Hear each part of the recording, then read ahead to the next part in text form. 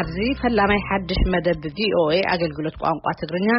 أجايش كوينم قريبهم زلوم دكتور كلاوديو سارعيان إنجينير جدي زرعت عنونيم وجه خلل تجرين تستعطفوا إيرتران أبتو وجه زورد عنوة انتفاعتن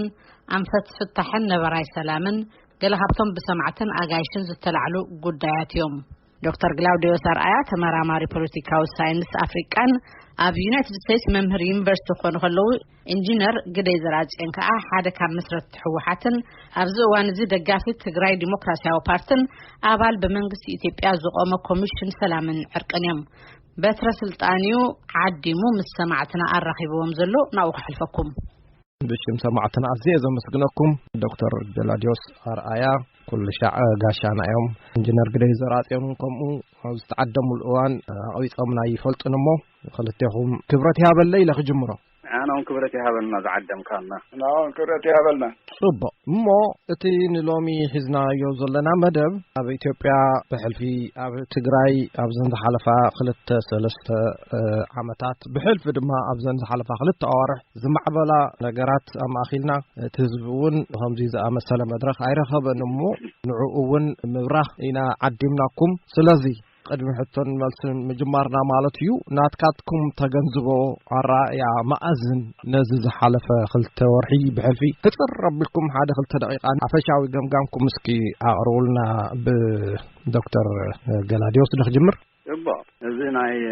أبي أحمد والكاوي ملكاوي سرعات أما صاصون علامون مثلات أجداسي يزخون نشو بتتحلال بوليتيكا بعمقات كمرمرون بعمقات إذا دما أبتجري تقول إذا لهناك مخنيات كرد أنا يكلن ولا قواتي سبعة حقنات بنوفمبر 4 يجمر مبار زحول كنا ممكن ولا نقل قدمي 4 عامات نايكيرو فانو وزه بهال مقصاص ناي تجارو متقع مستجمر انا شوعي تجمرت كنا يزبر ابي احمد على السلطان اسرع سرشمون تمس مصدما مولا حاجه تبتوي تخب بهالك عن حياتي تقمول تفنقي تزل زحف تجارو دما اي تيتا بحلف جن اب ام حرخلك تتقعيهم تقتيلهم نبروتهم تقاتلي إذا كله عاد عبد على كدارو نزح الجزكايد زلوا طبعا حقينات كنا كنا سينيرو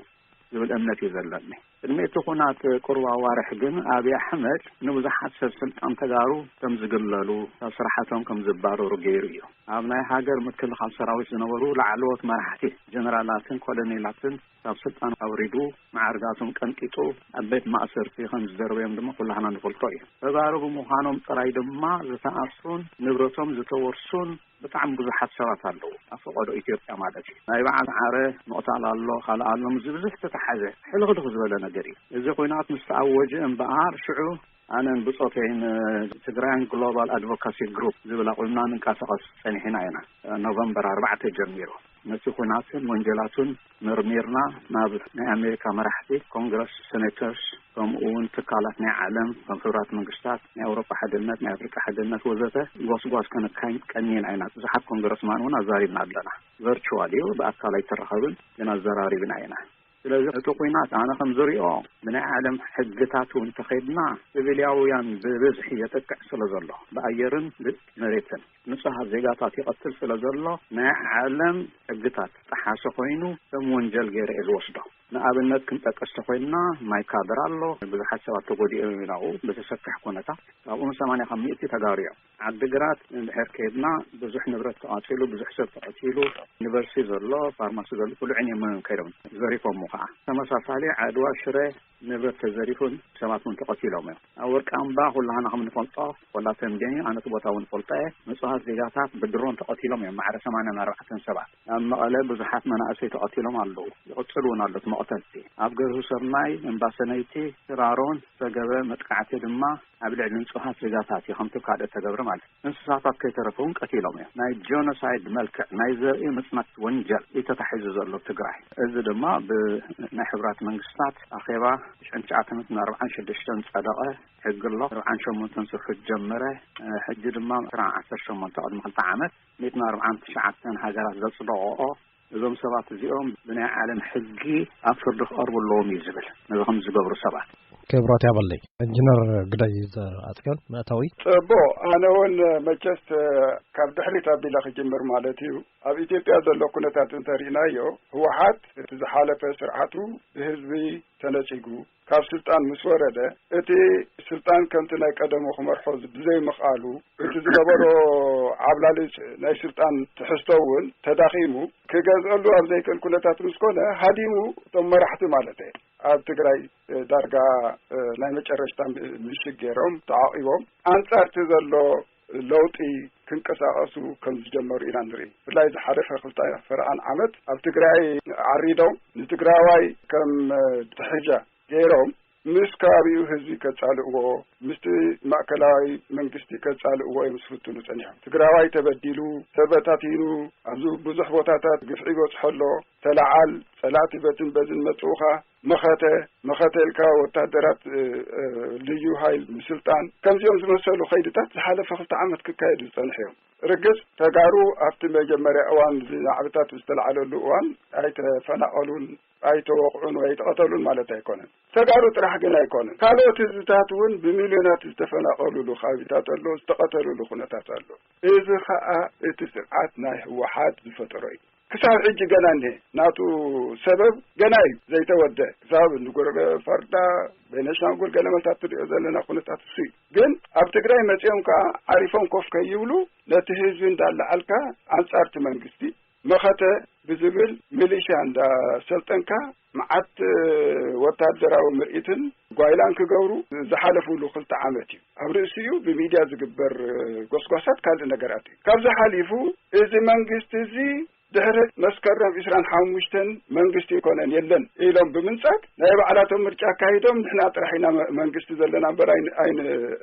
እዚ መንግስቲ እዚ ኣይንቕበሎልና ዝበለሉ ኩነታት እዩ ብናይ ፓርላማ ይኹን ብናይ ብሔራት ምክር ቤት ዝመሓላለፉ ውሳኔታት ኣይነኽብርን ኢልካ ምንጻቅ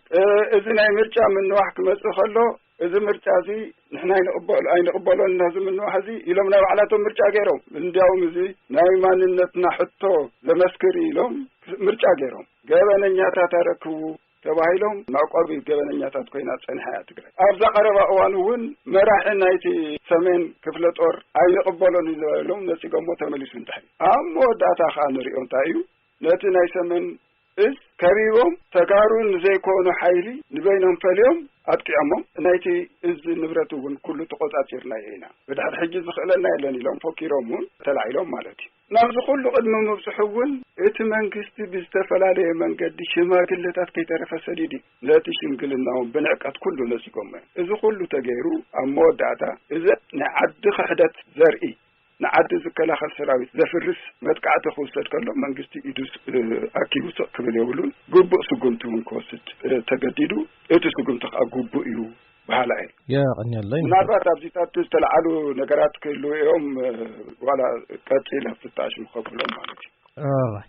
ክቡራት ሰማዕትና እዚ ተከታተሉ ዘለኹም ሓድሽ መደብና ጋሻ ብምዕዳም ካባኹም ካብ ሰማዕትናውን ዝመጹና ሕቶታት በቐጥታ ናብ ኣጋይሽና ብምቕራብ ኣጋይሽና ክምልሱ ዝገብር ሓድሽ መደብና እዩ ኣጋይሽና ዶክተር ክላውዲዮስ ኣርአያን ኢንጂነር ግደይ ዘርአጽዮን እዮም መደብና ይቕጽል ይመጸሎ ማጋሽናውን ናይ መድረኽ ሰማዕቱውን ስለዝኾነ ባዕልቶም ዘየቕርቡ ሕቶ ኣሎ እንተኾይኑ ባዕለይውን እናመላእኹ ክኸይድ እየ ኣብ መስመር ምሳና ዓንደቕ ዋሽንግተን ዲሲ ቀጽል እሺ يغنيل أتذكر سلامات جايش من جمرة لإنجنير جدي كفتح زلول واحد جمرة مجمرة الصوم وتعهد بتجراي أن ترتيروهم مجمرة برها كروس وتجرى له حتى يوم لازم دجنا سلستم يتساعد دقير زيرهم أن ترتر حزب بتجراي بكالس له يوم هذه سرعة أبي أول على حزب بتجراي لجورو له زرقي ناي مسكنات جبوا سجمت إلو سدلي لما ناي دقة حيل تاتأتيو بدرون ناي يونايتد أري إمريت لا تحجز أول على السلاماويان حزبتات لجبر له شف جبوا سجمت إلهم بحكي نصحن زيجاتات تكالات ناي سيفيلات لكاتسلو حزب تجراي كتنت لمسا ناي إسايا سراوي تخوينو لجبر له زي اليوم لدقفوا له حدا هل أي لدكتور ናይ ታሪክ ምሁር እዮም ቅድም ከዚ ድማ ኢትዮጵያውነት ልብል ብጣዕሚ ካብ ለምሁሩ ልነብሩ ሓደ እዮም ብሓቂ እታ እሶም ለኣምንዋ ልነብሩ ኢትዮጵያ እታ እሶም ዝፈልጥዋ ኢትዮጵያ ኣብ ልዕሊ ህዝቢ ትግራይ ትገብረላ ከዚ እንታይ ዓይነት ስምዒት ሕዲሩሎም ካብቱ ልነበረ ከዚ ሓመይ ነው ተተሓሳስቦም ልብል እዩ ይቀነልና አቶ አምዴ ኢንጂነር ግዳይ ቀጽል አነት ዝተወሰደ ስጉንቲ አንጻር ህዝቢ አይገብረልን አንጻር ህዝቡን ተሰልፈ ይፈልጥን አንጻር ህዝቢ ከገዝኡ ከጥቅጡ ዝነበሩ ተማስ ስልጣን ዝነበሩ እቲ ሓደ ሽግር ናይ ምሁራትን ናይ ሓደ ናይ ወፃ ዘለው ተጋሩን ዓብይ ሽግር እንታይ እዩ ኣብ ባዕልና ዝሰርሕናዮ ታሪክ ተቐሚጥና እቲ ታሪክ ንሱ ሓቂ ጌርና ብሓሶት ተደረኸ ታሪክ ፈጢርና ብሓሶት ኣብቲ ዓለም እቲና ነበር ዘለና ተሓቂ ክንርኤ ካልና እቲ ክሳብ ሕጂ ንቃወሞ ፀናሕና ወንሕና ንሱ እዩ መኸተ እንዳተባሃለ ክግበር ከሎ ዝኹሉ ምንቅስቃሳት ዘድዕሪሆ እንዳበልና ነዚታት እንዳደገፍና ንኸይድና ግደፉ ህዝቢ ትግራይ ኩናት በዚሕዎ እዩ ገና ካብቲ ዝሓለፈ ቁስሉ ከይድሓነ እንደገና ኩናት አይተዓድምሉ ኩናት ከዓ ጓይላ አይኮነን ወይ ከዓ ናይ ኩዕሶ ፀወታ አይኮነን ብቲፎዘነት ከይድ አይኮነን ብዙሕ ሳዕቤናት ኣለዎ ህዝቢ ክውዳዩ መንእሰይ ክውድዮም ከተማታት ክበርሳኤን ዓዲ ክበርስ ግደፉ ኢልና ኢና እዚ ክንብልከና መኸተ እንዳበልካ ፉከራታት ወላ ወፃኢ ዘለኹም ውን ከይተረፍኩም ትድግፍዎ ዝነበርኩም ከይዲ ሕጂ መወዳእቱ ኩናት ክመጽእ ከሎ ሰብ ከይሞተ ሲቪል ከይሞተ ደክሓልፍ ኢልኩም ትግምቱ ኣይኸውን እንዲያውም ካብ ዝገርመኒ ንላዕሊ ምዝ ኩሉ ፉከራን ናይ መኸተድ ምድለዋትን ብሓፂር ግዜን ብቐሊሉን ከምዚሉ ምግልጋልናይ ብዙሕ ሰብ ካህለቕ ምኻለ ኣብ ከተማታት ቦምባታት ክወርድ ከሎ ናይ ነፈርቲ ይኹን ናይ ኣቃበት መሳርያታት ብጠበናጁ ክትኮስ ከሎ ሲቪል ዘይሞተ ዳመን ክመውት እና እንኳን በዚህ ለፈላ ይዝብላለ ናይ ዩናይትድ አረብ ኤምሬትን መንግስት ኤርትራ ናብ ኩናት ኣብ ኢትዮጵያ ተሳቲፎም የሞ መርገጽ ይኻንታ እዩ ዛይነቱ ትሕቶ ኣነ ካብ መጀመሪኡ ክሳተፉ ዝኽእሉ ምዃኖም ንርኢ እዚ ነገራት እዚ ናይ ኤርትራ ሕቶ ናይ ባዕሉ መበገስ ኣለዎ ክልዓለሉ ዝኽእል ኩነታት ኣለዎ ናይ ኣምሓራውን ዘላዕሎም ኩነታት ኣለዎ ኣምሓራይ ፀላእትና እንዳተባሃለ ብዙሕ ነገር ክግበር ፀኒሑ ናይ ኣብይ መንግስቲ እውን ናይ ባዕሉ ኩነታት ፀላኢና ተባሂሉ ተወቂዑ እዩ ፀላእ ከይመፆም ካብ ወፃኢ ዝፈርሑ እንተዝነይሮም ንዑ ይምተንከፍዎን እንቀጽል ዶክተር ገላዲዮስ በትግራውነቴ ቆርዐ ነገር ግን ትግራይ መሰረቲት ናይ ኢትዮጵያ ትግራይ ናይ ኢትዮጵያ ስልጣን ዝዓቀበት ምንሕና ተጋሩ ንበሃል ቀዳሞት ኢትዮጵያውያን ኢና ኢለ ዝኣምን እዚ ኢትዮጵያን መንግስትን ድማ ፈላሊና ክንሪኢ ኣለና ብዙሕ ጌጋ ዝግበር ኣብ ተጋሩ ኢትዮጵያ ተወቅዓና ኣላብል ነቲ መንግስቲ ኮይንኩም ዝብልዎ ዘሎ ኢትዮጵያ እስኩም ተፈልየ ካብቲ መንግስቲ ዝተሓሓ ዘሎ ኩነታት ኣሎ ግን አዲስ አበባ 4 ኪሎ ዘሎ ይኮነን ኢትዮጵያ ብጣዕሚ ሰፊሕ ብዙሕ ታሪክ ዘለዎ ነገር እዩ ኣነ ከምኡ ገይረ ዝሪኦ ስለዚ ኢትዮጵያ ናይ ኩላህና እዩ ያም ቁርዓት ናይ ኣፍሪካ ስለዝኾነ ኢትዮጵያ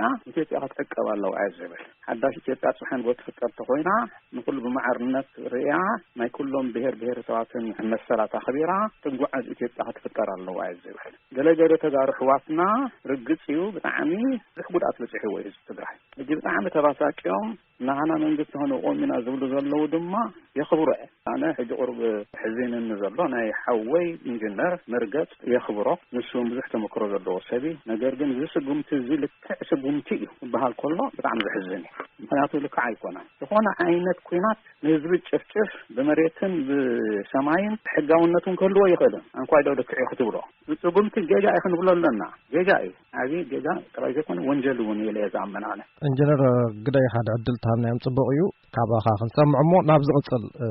ሰምዓይና ይጽበየና ኣሎ ጽቡቕ ንጹሃት ሲቪልያን ኮነ ኢልካ ምቕታል ደጊፍካ ዝብል ሓሰት እዩ እቲ ኩናት ዝተገበረ ትኽክል እዩ እቲ ኩናት ዘምፅኦ ሳዕቤናት ከዓ ክህሉ እዩ ክልቲኡ ዘፈላለየ ኣለዎ ኮነ ኢልካ ዝግበር ኣብ ሲቪልያን ዝተገበረ መጥቃዕቲ እንተልዩ ክቃወሞ እዮም ናይ ግድን እዩ ነዚ ከዓ መረዳእታ ሒዝኩም ዋላቶም ሕጂ ትብሉ ዘለኹም መረዳእታ ሒዝኩም ክቐርብ ይኽእል እሱ ይኮነን ዘባእሰን ኣነ ኮነ ኢልካ መቕተልቲ ተገይሩ ኣብ ዝብል ብዙሕ ተኣሽሙ ክገብረሉ ኣይክእልን ናይ ማይካድራ ክልተ ተኣሽሙታት ኣለዎ ኣብ ምፅራይ ዘሎ ነገራት ክፃር ኣለዎ ናይ ግድን መንግስቲ ኢትዮጵያ እውን ክቃወሞ ዝኽእል ኣይመስለንን ዝተገበረ ምፅራያት ኣሎ ክሳብ ሕጂ ኣምነስቲ ኢንተርናሽናል ኣቲውን ዝገበሮ ናይ መጀመርያ መፅናዕትታት ነይሩ እዩ ክግበር ኣለዎ ፀሪዩ ክቐርብ ኣሎ ህዝቢ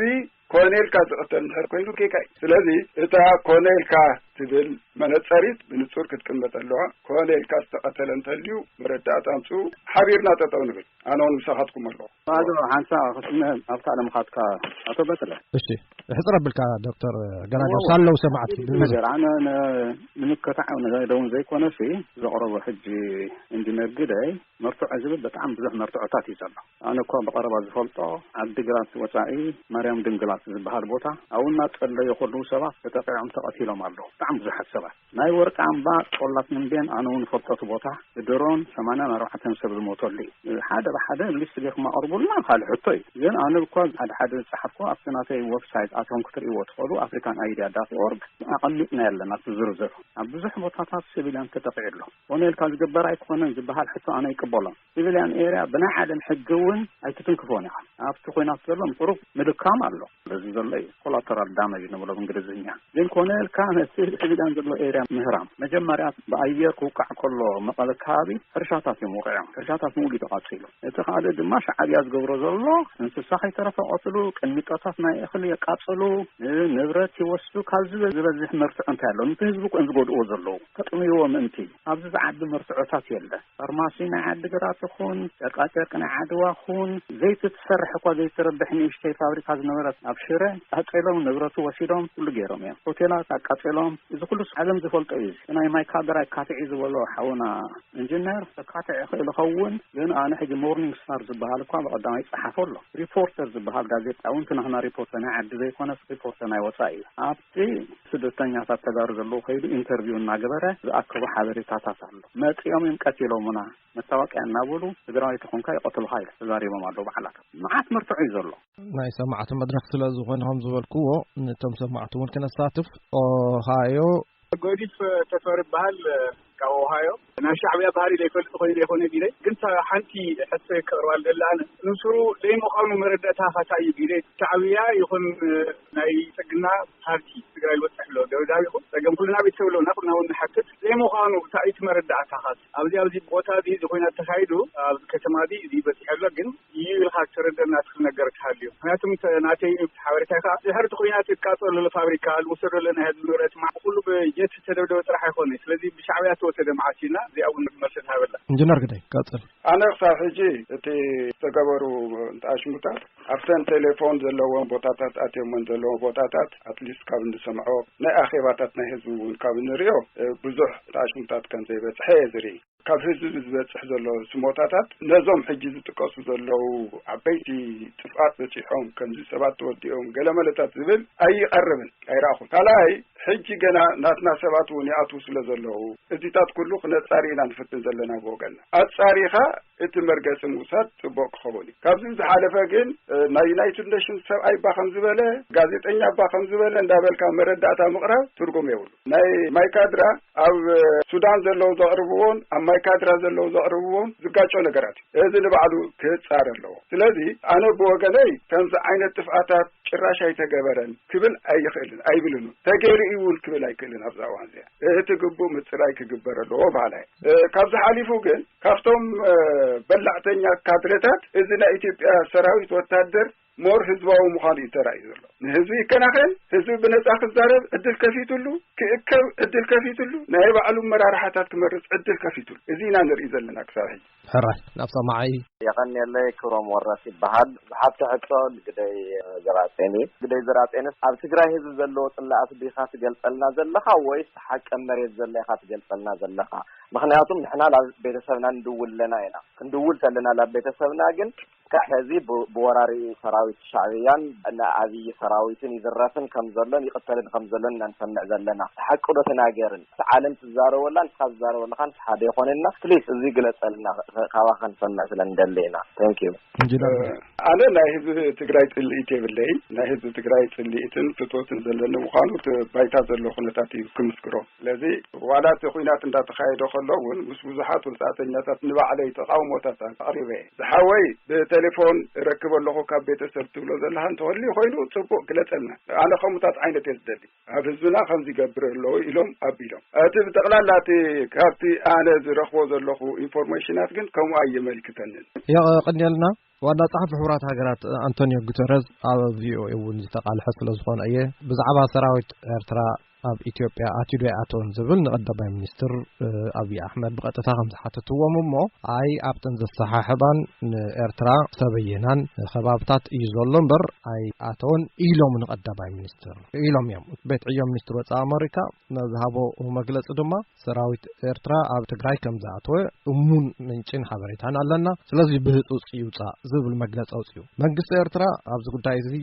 የለን ኣሉን ዝብል መግለፂ ካብ ዝህብ ካሊእ ዝሃቦ መግለፂ የለን ኣብዚ ነጥብ እዚ ስለምንታይ እዩ ሓደ መርገፂ ዘይተታሕዘ ዝብል ካብ ዶክተር ገላዲዮስ ንጀምር ዓብያ ዘላንበሳእቱ ኢሎም ነቦኣን ነዲኣን ዝቆተሉላ ሰበይቲ ክትዛረብ ሰሚዕና ኢና ዓሻዓ ነቦኣን ነዲኣን ቀቲሎም እዚ ግፍዒ ድማ ክገብርዎ ዝፀንሑ እዩ ሓድሽ ነገር ኣይኮነን ኤርትራ ኣብሪሱ ሰብኣይ ንትግራይ ድማ ከብርስን ክዘርፍን መፅኡ ሕጂ ኤርትራ የለውን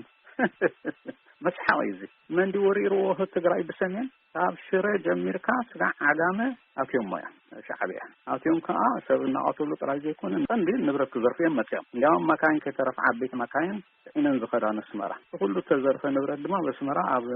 ኣደባባይ ይሽየጥ ዘሎ ምግቢ በል ኮምፒውተር በል ኩሉ ነገር የለውን ከመልካ ኣኸተበል ካብ ዓዲግራት ፋርማሲ ኣቑሑት ወሲዶም ናይ ዓዲግራት ዩኒቨርሲቲ ዓንዮም ኣብኡ ዝነበሩ ኢኩፕመንት ሙሉ ወሲዶም ነገርካ የለውን ትብሎም ጨርቃ ዳ ምን ወሲዶ ናይ ዓድዋ ሻዕብያ ደይኮኑ ሻዕብያ የለውን ስለዚ ኣለዎ እዮም ሙሉእ ኢንጂነር ካላኸለሎ ነቲ ህዝቢ ዝበሎ ሰራዊት ባዕሉ ኣጥቅዕዎ እዮም ህዝቢ ትግራይ ናይ ኣምሓራ ሚሊሽያ እቲ ዝጨከነ ሓይሊ እንደይ ሰብ ዝቆትሉ እንደይ ሰብ ዝሓርዱ ድሮን ተወሳኺ ናይ ዩናይትድ አረብ ኤሚሬት ስለዚ ብዙሓት ሓይልታት እዮም ኣብዚ ኩናት ዝኣትዮም ዘሎ ንሓንቲ ንእሽተይ ክልል ኩሉ ሓይሊ ተደራሪቡ መፅኡ ዘሎ ብጣዕሚ ዝገርም ነገር እዩ እዚ ዓብይ ሓይሊ ናይ ወፃኢ ዝበሃል ናይ ኤርትራ እቶም ካልኦት ኢትዮጵያውያን እዮም ፀገም የለን ባዕሉ ኢሳያስ ኣፈወርቂ እዚ የገድሰና ይንዓና ኢሉ ተዛሪቡ ኣብ ናንቲ ኢንተርቪው ን20 ዓመታት ከዓ ተዳልዩ ክቡራት ሰማዕትና እዚ ተከታተሉ ዘለኹም ሓድሽ መደብና ጋሻ ብምዕዳም ካብኹም ካብ ሰማዕትናውን ዝመጹና ሕቶታት በቀጥታ ናብ አጋይሽና በመቅረብ አጋይሽና ክምልሱ ዝገብር ሓድሽ መደብና እዩ አጋይሽና ዶክተር ክላውዲዮስ አርአያን ኢንጂነር ግደይ ዘራጽዮንን እዮም መደብና ይቅጽል ኢንጂነር ግደይ ኣብዚ ኣኽብል ሕራይ መጀመርያ ኤሪትራ ኣቶን ኣይብልናነ ካብ መጀመሪኡ ኩናት እዚ ክጅመር ከሎ ኤሪትራ ጸላእቲ ትግራይ ኢልኩም ካታጎራይዝ ጌርኩም ኢኹም ኣምሓራ ኢልኩም ኢኹም ነዚኦም ኩሎም ጸላእቲ ኣለውኻ ከኣትዉ እዮም ነዚኦም ከዓ ከተዳሊኻ ክትጸንሕ ዘለካ ማለት እዩ ኢሳያስ ባዕሉ ቅድሚ እቲ ኩናት ንሕና ኢትዮጵያ ክትበታተን ስዕልና ይንርኢን ኢሉ መግለጽታት ይብሉ ንሱ ጥራሕ ከይኮነ ኣብ መንጎ ኣብይን ኢሳያስን ዝነበረ ርክባት ርኢና ኢና ኤሪትራ ከም ተኣቱ ምንም ጥርጣሬ ይነበረ ከኣቱ እዮም ንኸኣቱ ምክንያታት ኣለዎ ሓደ ጸላኢና ኢሉ ባዕሉ ዘቐርመጦም ካልኣይ ቅድሚ ሕጂ ሰትልቲ ዘይኮኑ ሕቶታት ስለ ዘለዉ ምስ ኤሪትራ ኣብይ እውን ሓሶና ኤሪትራውያን ተኻፊሎም እዮም እንዲያውም ነቶም ናትና ሰራዊት ክዳን ኣልቢሶም ኣዕጢቆም እንደገና ክምለሱ ገይሮምና እዮም ንሳቶም እውን ኣትዮም እዮም ኢሉ ከኣቱ እዮም ኩናት ባዕልኻ ጀሚርካ በዚ ባኽትወዓኒኻ በዚ ትውቅዕኒ ክትብል ኣይትኽእልን ናይ ኤሪትራ ብዕሊ ኣብዚ ኩናት ኣትየሉ ዲክሌር ኣይገበረን ናይ ባዕላቶም ጉዳይ ኣነ ከም ነዚ ኩነታት ትንትን ግን ኤሪትራ ከም ዝኣቱ ካብ ቀደም ይፈልጥ ነይረ ከኣቱ እዮም ዝብል ነይረ ኣብ ሑመራ ተቢሎም እዮም ኣብ ናይ ባድመ ናብ ሸራሮ ንሳቶም እዮም ብብዙሕ መንገዲ ኣትዮም ክሳብ ክንደይ ኣትዮም ኣይፈለጥኩን ገና ዓሪኸ ጻርየ ብናይ ዓዲግራት ኣትዮም እዮም ግን ክሳብ ክንደይ ነይሩ እቲ ኢንቮልቭመንቶም ኢንጌጅመንቶም ገለመለ ዲቴይል ዝታሽሙ የብለኝ ሶፋር ሕራይ እንቅጽል ግን ክብል ኣይክእልን ኣይበልኩም ኢንጂነር ክምለሰካ እሞ ብዛዕባ ሉዓላዊነት ናይ ኤርትራ ኢትዮጵያ ምእታውን ከመይ ትርእዮ ማንም ሓይሊ ብዘይ ናይ ኢትዮጵያ ፍቃድ ከኣቱ የብሉን እንድዩ ግን ኣብዚ ኣነ ከም ዝመስለኒ ናይ ኢትዮጵያ መንግስትን ናይ ኤርትራ መንግስትን ናይ ምትሕብባር ኩናት ምዃኑ ይትረአየኒ ክልቲኦም ሓበሩ ምዃኖም ይቕረታ ኢንጂነር መንግስቲ ኢትዮጵያ ንመንግስቲ ኤርትራ ዓዲመ ናብ ኢትዮጵያ ኣይብልን ቀዳ አንተውን ከም ዝጠቐስክዎ ኣብ ዘሰሓሕቡን ንኤርትራ ኣብ ዝተዋሃቦን እዮም ዘለዉ እምበር ናብ ኢትዮጵያ ኣትዮ ኣይብልን መንግስቲ ኢትዮጵያ ወል ናይ ኤርትራ ሓይሊ ብወገን ትዶባት ከም ዝኣተወ ፈልጥዮም ኣድሚት ገይሩ ስለዚ እዚ ኣድሚት እንተገይሩ ከኣትወሉ ዝኽእሉ መንገድታት እውን ተዘራሪቦም ክነብሩ እዮም ኢለ ዝኣምን እቲ ከይዲ ትከታተሎ ነርካ ኮይንካ ንዑታት እዩ ዘመልክት ወል ናይ ኢትዮጵያ መንግስቲ ብዕሊ ዓዲመ ኣትዩ ኣይበለን ክሳብ ሕጂ ሰማዕኩን ሓቂኻ كحترا أنت لها منجست إرترا ويسراوت إرترا ناب تجرا إثيوبيا متاو تقبله ده تدخلونه كأطول الزخل كنا تعتلو أو جزني أوكي تقبله مالتي مخناتهم كانت تلاقي كاتاجورايز جوارات بيلت بمخانو بلاس نايب علاتهم إنترستون سلزلو نقتل تسفو بال أنا حسوي حزب تجراي يقتل نبرسي زنات الله ناي إرترا ሰራዊት ብዕሊ ገዛ ናይ ፐብሊክ ወይና መንግስት ተራሕውና ይኮነ ናይ ውልቀ ሰባት ሆቴላት እውን ዒኖም እምቢሉ ሬዚስት ዝገበረ ብጥይት ዝቀተሎ ምዃኑ ስኢሉ ብሬድዮ ወይ በቴሌቪዥን ወይ ፌስቡክ ላይ ፕሮፓጋንዳ አይኮንን ተአመሬት ሎ ፈርስት ሃንድ ኢንፎርሜሽን ደውልና ንረክበለና ጉዳይ ይንሕዘኒ ብንእሽተይ ኪሎሜትር ተፈላልዩ ዝነብር ኣብ ክልተ ፖለቲካል ባውንደሪ ዝነብር ህዝቢ ግን ሓደ ህዝቢ ዝኾነ ኮነይልካውን ዘለዓለማዊ ቅርሕንትን ጽልእን ንኽወልድ ብዝመስል መልክዕ እዩ ዝግበር ዘሎ እዚ ውሳነ እዚ ናይ ህዝቢ ኤርትራ ኣይኮነን ንህዝቢ ኤርትራውን ዝምልከቶ ይመስለኒ አመራርሓ አለለው ግን ይግበርለው ስለዚ እዚ ነውሪ ክግበር ዘይግበኦ ነገር ይግበርለው ስለዚ ትግራይ ምዃን ወነ ይድልን ሰምዃን ሓቂ እዩ እንኳን ግደይ ናይ ፖለቲካ ሰብ ማንም ተራሰብ ኩሉ ሰብ ድማ ለባም ዝኾነ ዘውግ ዘሎ ጉዳይና ዝዝብኒዮ ቀጻላይውን ጽቡቕ ሃዋህው ከይፍጠር እንቅፋት ስለሆነ ክውገዝ ይግበኦና አውዚ ዕኒኒ ወይም ድማ ህስቴት ምግባር ብስሩ ንትገበን ዳርጋ ኢንዶርስ ምግባር ይሞ አውዚ ንግዳይ ዝውገዝ ነገር አውጊዝካ ይዝኽየድ ልብልዩ ከም ሕቶን ከም ሪእቶን ያኔለ ሰራ ያኔለ ተሱ ግን ቆርብ ስለ ተደጋገመ ህልፍ ከበላታ ጉዳይ ናትካትኩም ሪእቶን ምቅባል ኢለ እዚ ኩይናት እዚ ዝውግ እዚ ንርክብ ህዝብታት ኢትዮጵያን ኤርትራን ወይ ከዓ ትግራይን ኤርትራን ክሳዕ ክንደይ ብአሉታ ክጸሎ ይኽእል ይኸውን ኣብ ህዝብ ከሕድሮ ዝኽእል አሉታዊ ጽልዋ ታይ ክኸውን ይኽእል ዶክተር ግላዲዮስ ጸገም ዘሎ ከመይ ይኸውን ምሳሌ ህወሓት ኣለና ገና ይምዝብል ዘሎ ናይ ዓቢ ሰዓብትን ተኸተልቱን ደገፍቱን ዝኾኑ ተጋሩ ድማ ኣትዮም ኣለዉ ትግራይ መን ይኽዕወት ኣብ መጨረሻ ክንፈልጥ ኣይንኽእልን ሙሉ ንህወሓት ኣፍቲካ ነቲ ህዝቡን ኣፍቲካ ሓድሽ መንግስቲ ተቆምቶ ኮንካ ካልእ ሕቶ እዩ እቲኦም ድማ ተባራቲዖም እንደገና ነዞም ሓድሽቲ መራሕቲ ዝበሃሉ ዘለዉ ትግርኛ ተዛረብቲ እዮም ኩሎም ንዕኦም ኣልጊሶም እንደገና መቐለ ተቆጻጺሮም ይቆጽሉ ዘናቁትን እዚ ክንፈልጥ ኣይንኽእልን ብጣዕሚ ከቢድ ናይ ኤርትራ ጉዳይ ድማ ኣሎ ገና ዘይተወድአ ነገራት ኣሎ ግን ከም ዝሪኦ ዘለኹ ናይ ኢሳያስ መንግስቲ ሙሉ ምስ ናይ ዓቢ መንግስቲ ኮይኑ ይሰርሕ ስለ ዘሎ ዓቢ ክሳዕ ዘሎ ኢሳያስ ክሳዕ ዘሎ ኩናት ኣይህሉን ኤርትራን ኢትዮጵያን ምናልባት ህወሓት ኣብቲ ናይ ቀደም ተተመሊሶም ግን ኩናት መቆጣሩ ኣይተርፉ ባድመ ክንወስድ ኢና ዶ በዚ በዛላምበሳውን መሬት ኣለና ዶ ዝብሎ ነገራት ስለ ዘሎ ክዓርፍ ዝኽእል ኣይኮነን ዝነገር እዚ መዓት ተወዘፈ ነገራት ስለ ዘሎ እዚ ከሕለክል ክዘብሮ ዘሎ ነቲ ኩነታት ናይ ቀርኒ ኣፍሪቃ መዓት ተወዘፈ ነገራት እዩ ዘሎ ኣብ ርእሲኡ ኣይተቐስካዮን እምበር ዝናይ ሱዳን እውን ጉዳይ ኣሎ ኣትዮም ኣለዉ ንህናይኑ ሒዝና የለና ኢሎም ኣለዉ ሻቶም ኣብኡ እውን ተባልሐ ኩናት ክካየድ ኮታት ከባቢና ብምሉእ ክቃጻጸል ቀርኒ ኣፍሪቃ ኬንያን ሶማልን እውን ምንሕናሕ ኣሎ ብዙሕ ነገራት እዩ ዝርአ ዘሎ ክሪኦ ከለኹ ኣነ ቃጻጸል ኢንጂነር እዚ ጉዳይ እዚ ኩነታት ህዝብስ ከመይ ካብ ብሎሚኡ ክሕዝ